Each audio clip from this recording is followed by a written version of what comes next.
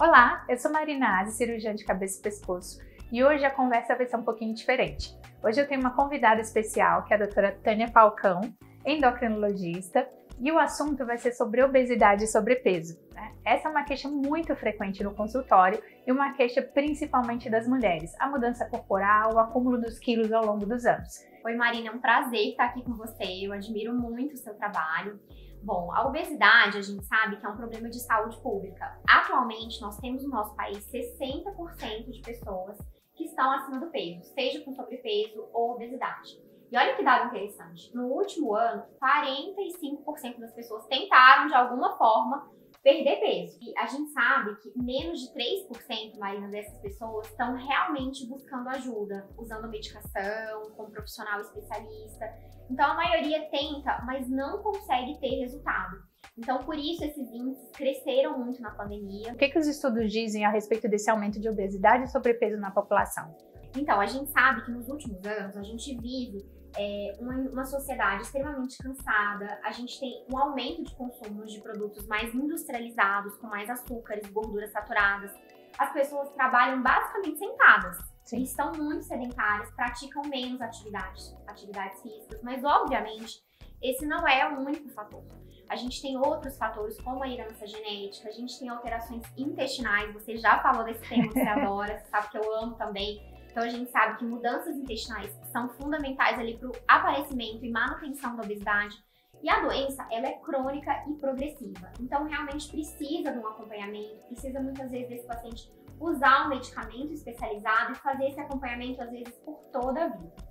Tânia, você citou uma coisa que me chamou muita atenção, é um assunto que eu gosto também. E tem, assim, as pessoas habitualmente falam, principalmente quem luta com sobrepeso, e falar, quando eu como um determinado alimento, parece que eu engordo muito mais do que outra pessoa. E a microbiota pode ser responsável por isso também. E as pessoas não têm essa compreensão e esse entendimento de que a qualidade do alimento que você ingere vai interferir na sua microbiota. Isso vai ter uma série de repercussões na sua vida e até comportamentais.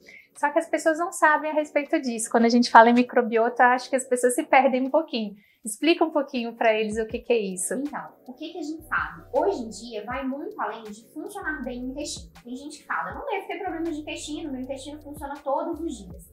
Mas é muito além disso. A nossa microbiota é realmente todas as bactérias que a gente tem ali no nosso intestino, que elas podem nos ajudar a perder peso ou ser totalmente contra a nossa perda de peso. E o que a gente tem de prático hoje em dia? Ainda são muitos estudos, mas o que a gente tem de prático?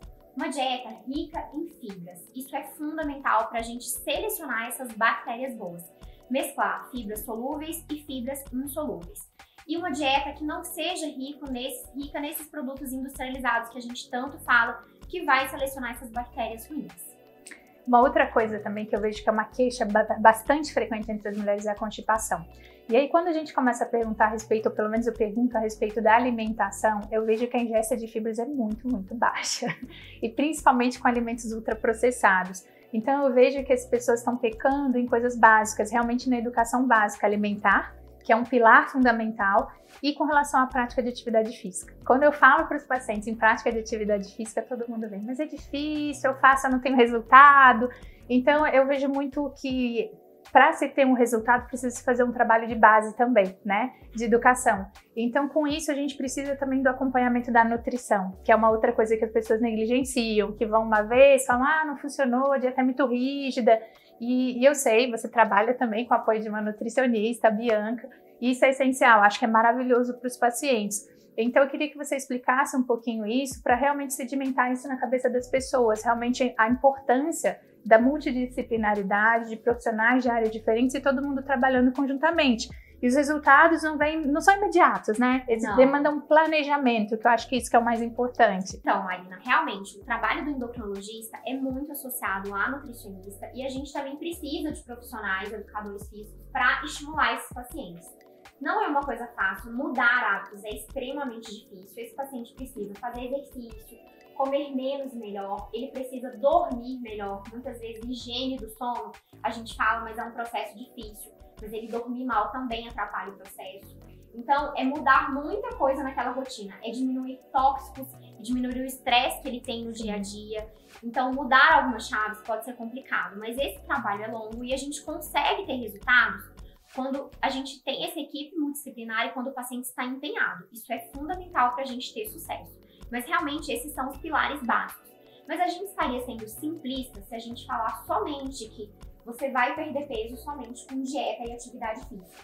Porque a gente sabe da complexidade da obesidade, da influência, da inflamação que gera no nosso corpo, da alteração hormonal que gera. Então, muitas vezes, a gente precisa, de verdade, entrar com medicações, entender que é uma doença e, às vezes, várias medicações para a gente, junto com todos esses pilares, conseguir ter sucesso.